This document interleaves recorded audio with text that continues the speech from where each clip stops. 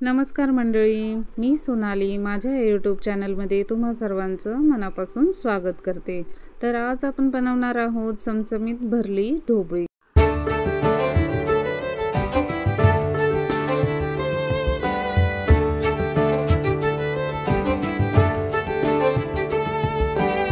तर तुम्ही पाहू शकता मी इथे ताज्या 4 ते 5 ढोबळ्या मिरच्या घेतलेल्या आहेत। आता यात सारण भरता येईल अशा पद्धतीने याला कट करून घ्यायचं आहे। तुम्ही पाहू शकता मी अशा पद्धतीने कट केलेला आहे। आता याचा मसाला करण्यासाठी आपल्याला घ्यायचा आहे बेसन, त्यामध्ये टाकायचा आहे थोडासा शेंगदाण्याचा कूट, हळद, मिरची पावडर आणि चवीनुसार मीठ। आता हे सारण शिमला मिरचीमध्ये तुम्हाला भरून घ्यायचं आहे। तर आता देऊया शिमला मिरचीला फोडणी।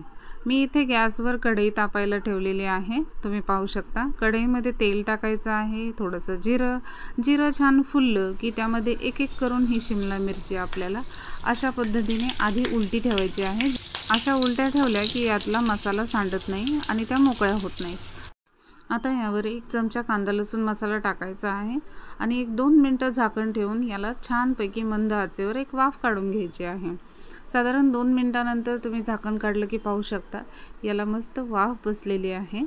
या सगळ्या शिमला मिरची आता आपल्याला पलटी करून घ्यायच्या आहेत। हळूवार हाताने या पलटी करून घ्या, जास्त हलवू नका। या पलटी करून झाल्या की याला पुन्हा एकदा 2 मिनिटाची वाफ द्यायची आहे। 2 मिनिटांनंतर झाकण काढलं की तुम्ही पाहू शकता चमचमीत ढोबळी मिरची मस्त तयार झालेली आहे।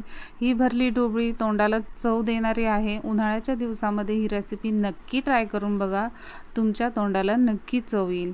तर आजच्या व्हिडिओमध्ये एवढंच। व्हिडिओ आवडला असेल तर व्हिडिओला लाईक करा, शेअर करा, सबस्क्राईब करा। भेटूयात पुन्हा एका नवीन रेसिपीसोबत। तोपर्यंत धन्यवाद।